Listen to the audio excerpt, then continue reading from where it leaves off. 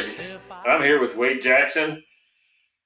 We got our green screen behind us. We got a little light coming from the outside. It's pretty cool. And you hear a chirp along. That's called a fire alarm, which needs a new battery. And I'll try to eliminate as many as I can of that as we go through it.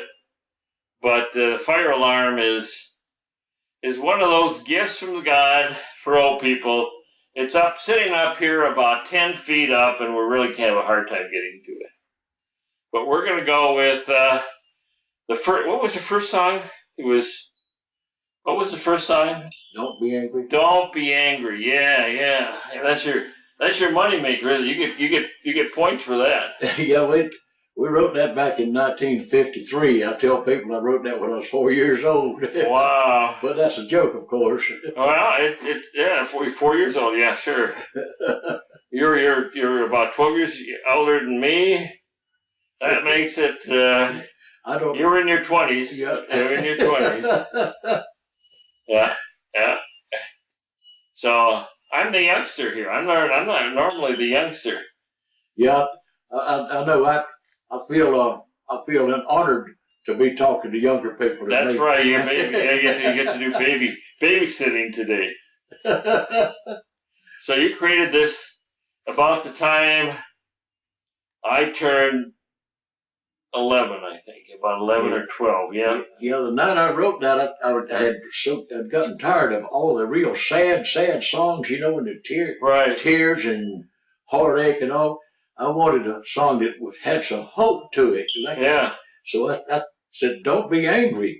Right. Maybe we need to tell that to the world. That's really cool, and all kinds of people have sang that through 60 years, 65, 64. Oh my God, 65 years. Yeah, it's been paying royalties, I think, for about 50 over 50 years, maybe close to about 60 years, I guess. Wow. Yes, it's been good to me and to everybody that recorded it. By the way, I tried to get BMI to send me a list of everybody that had recorded "Don't Be Angry," and they sent me several pages, name after name after name after name, and at the bottom it said, "Wade, these are all that we had time to print out for you," and I still never did find out all of the people that had recorded. And each one pays a fee to sing that, don't they? Yes. Yeah, to sing that on their on their albums. Yeah. Yep. Yeah, we had a guy recorded it. We have Robert Allen. He recorded it, and he's a good friend of mine. And of course, anybody that records "Don't Be Angry" is a good friend of mine. Yeah, that's right. Yeah, we enjoyed that one, and it's been a mainstay. It's put a lot of bread and grits on the Jackson table for a while. That is really nice when you get a keeper. Yeah. And boy, you're that long ago. I did, but you remember this? Anything else about when you wrote it? Well, yeah, I walked into this little cafe across the street from Donaldson Air Force Base where I was stationed. Oh, okay. And by the way, you're a 20-year vet too, aren't you? Yeah, I put in 20 years. First 5.5 years was in the Army, and 5 years and 6 months and 11 days. Right. And then I took a 50 days out, resting, before I joined the Air Force, and then I finished up my 20 years in the Air Force. Wow. Okay. Yeah, they kept us pretty busy. I bet they did. Okay, let's go back to the story. You were just going to the calf.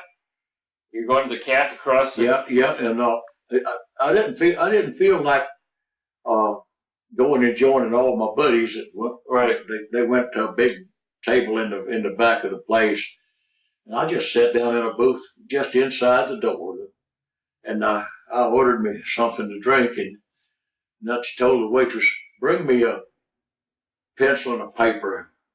I think I'll write a song." Right. And so I just sat down and started it, and And it seems like it just as fast as I could write, the song came, and I didn't know what to do with it, and so I was singing it to all my buddies when they got back there and partied in the back of the place, and I was sitting there by myself, and I was singing it to them, and this one old tech sergeant, he said, "Oh, nobody is going to ever sing, no stars going to ever sing that song on the stage because it's got the words in it that I'm dumb. Just remember that I'm dumb, I guess, like any foolish man." And now I bristled up. I said, he'll sing it that way if he sings my song. And then my buddy, he loved to take pictures of me. He worked in the photo lab, He's a good friend of mine.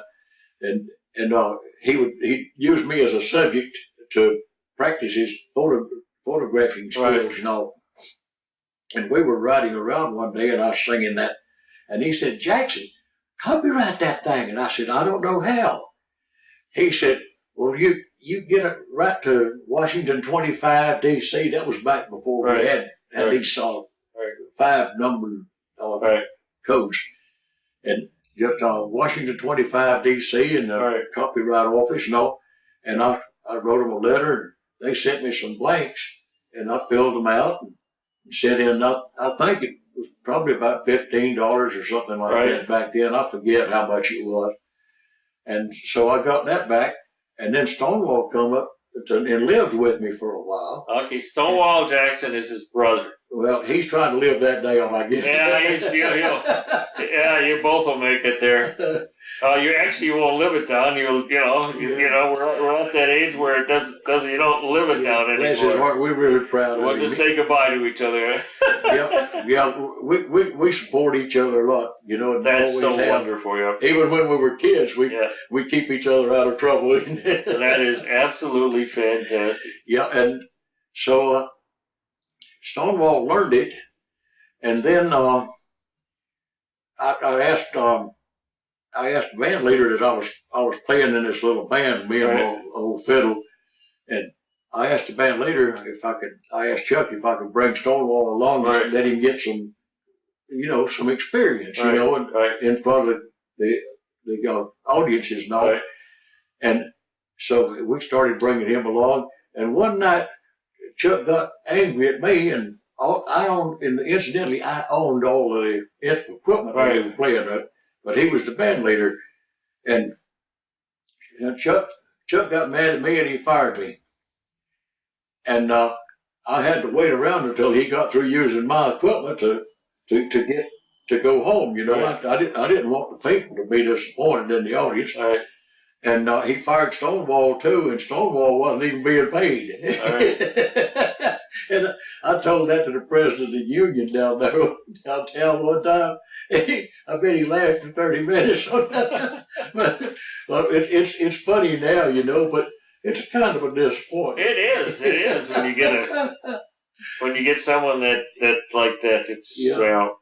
And then, but in a few more months, and they sent me over to France. Oh wow! And as soon as the plane landed, they word passed that the guy that played the fiddle was on base. Oh wow! And they came looking for me.